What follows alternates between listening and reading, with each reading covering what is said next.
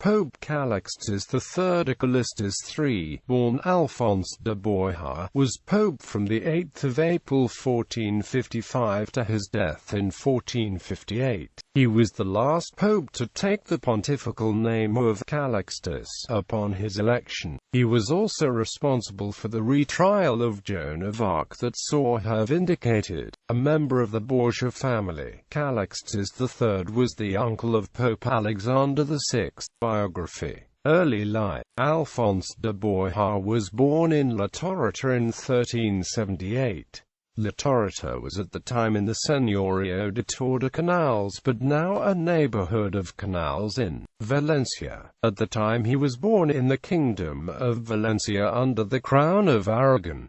He was the son of Domingo de Borja and Franchina Clanical. He was the eldest child and his siblings were Isabel, Juana, Catalina and Francisca. He was baptized at St. Mary's Basilica in Zativar, where he is now honored with a statue in his memory.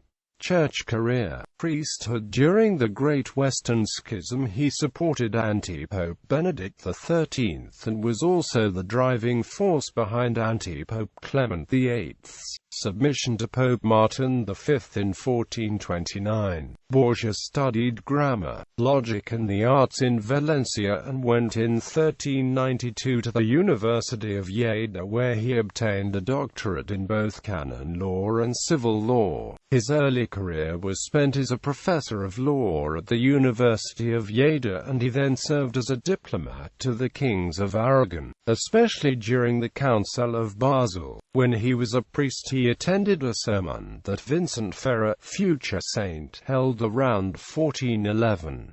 At the end of his message, the Dominican said to the future pope, "My son, you one day will be called to be the ornament of your house and of your country. You'll be invested with the highest dignity that can fall to the lot of man.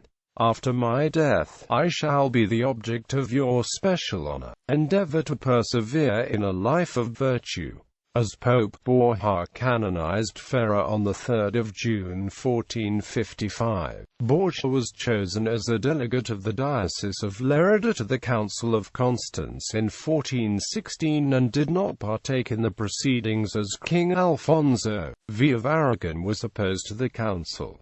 Because of this he went to Barcelona as a representative of his diocese in a synod. Borgia cared strongly for the re-establishment of the unity of the Church and his influence with the Aragonese monarch was the factor that allowed for the conclusion of the accord between the king and the new pope. In 1418 he was named as the rector of St. Nicholas of Valencia. He was also the vice-chancellor of the University of Lerida from 1420 to 1423. In 1424 he resigned his position and dedicated his service to the Aragonese king. In 1424 he was named as the apostolic administrator of the See of Majorca. It was at the time that the king desired that he be made a cardinal. Pope Martin V refused the request that Borgia be made a cardinal, episcopate and cardinalate. He was chosen to be the Bishop of Valencia on 20 August 1429 and was consecrated on 31 August 1429. He authorized Pedro Lorenz to take possession of the see in his name. Borgia also tutored Alfonso V's illegitimate son Ferrante. Pope Eugene IV elevated him to the cardinalate on 2 May 1444 after he managed to reconcile the Pope and King Alfonso V of Aragon. He was elevated as the cardinal priest of Santi Quattro Coronatia. He took up his official residence in Rome and was a member of the Roman Curia. He participated in the papal conclave of 1447 that saw the election of Pope Nicholas V. He was known for an austere and charitable life. Borgia's coat of arms after he was consecrated featured a grazing ox. As Pope it remained the same. Pontificate. Election. He was raised to the papal chair on 8 April 1455 at an advanced stage as a compromise candidate in the papal conclave of 1455. He took the pontifical name of Callixtus III.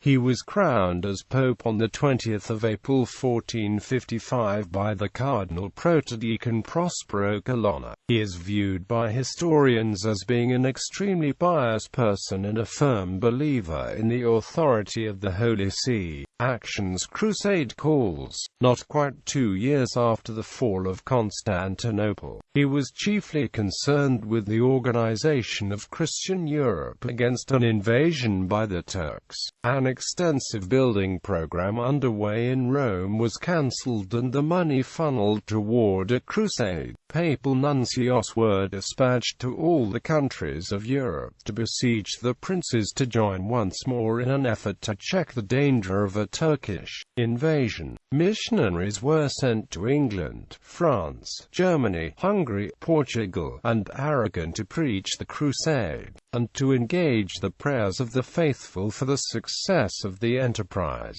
It was by order of Callixtus III that the bells were rung at midday to remind the faithful that they should pray for the welfare of the Crusaders. The princes of Europe were slow in responding to the call of the Pope, largely due to national rivalries. England and France's 100 Years' War had just ended in 1453. Forces led by John Hunyadi, Captain-General of Hungary, met the Turks and defeated them at Belgrade. Shortly after his victory, Hunyadi himself died of a fever. On 29 June 1456, Callixtus III ordered the church bells to be rung at noon as a call to prayer for the welfare of those defending Belgrade. To commemorate this victory, Callixtus III ordered the Feast of the Transfiguration to be held annually on 6 August.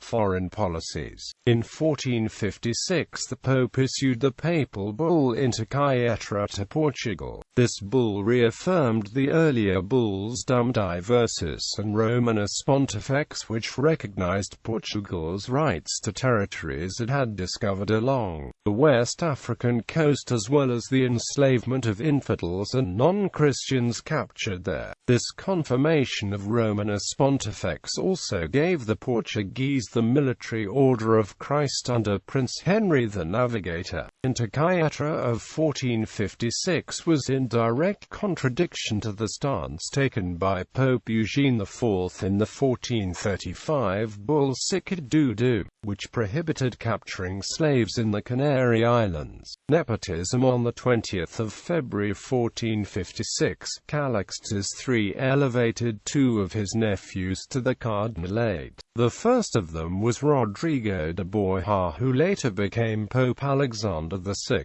infamous for his alleged corruption and immorality. The second was Luis Julian de Milla. Retrial of Joan of Arc. Callixtus III ordered a new trial for Saint Joan of Arc, at which she was posthumously vindicated.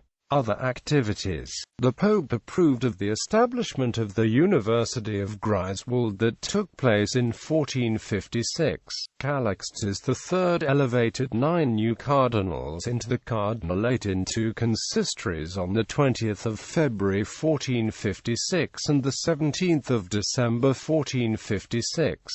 Callixtus III canonized the following 4 saints during his pontificate: the 3rd of June 1455, Vicent Ferrer; the 1st of January 1457, Osmond; the 15th of October 1457, Albert of Trapani; 1457, Rose of Viterbo. The bull against the comet. According to one story that first appeared in a 1475 posthumous biography and was subsequently embellished and popularized by Pierre-Simon Laplace, Callixtus III excommunicated the 1456 appearance of Halley's comet, believing it to be an ill omen for the Christian defenders of Belgrade from the besieging armies of the Ottoman Empire. No known primary source supports the authenticity of this account. The 29th of June 1456 papal bull of Callixtus III calling for a public prayer for the success of the crusade makes no mention of the comet. By the 6th of August, when the Turkish siege was broken, the comet had not been visible in either Europe or Turkey for several weeks. Callixtus III died on the 6th of August 1458. His remains were transferred in 1586 and again in 1610 with the remains of Pope Alexander VI to Santa Maria in Monserrato. His remains were transferred once more on the 21st of August 1889 in the chapel of San Diego. In his will he left 5,000 ducati to establish a hospital. Legacy. Catholic historian Ludwig von Pastor opined, except for his nepotism, Calixtus III deserves high praise, more especially for the energy, constancy and purpose which he displayed in dealing with the burning question of the day, the protection of Western civilization from the Turkish power. In this matter he gave a grand example to Christendom, and it is to be observed that in the midst of the military and political interest which claimed so large a share of his time and attention, he did not neglect the internal affairs of the Church, and vigorously opposed heresies.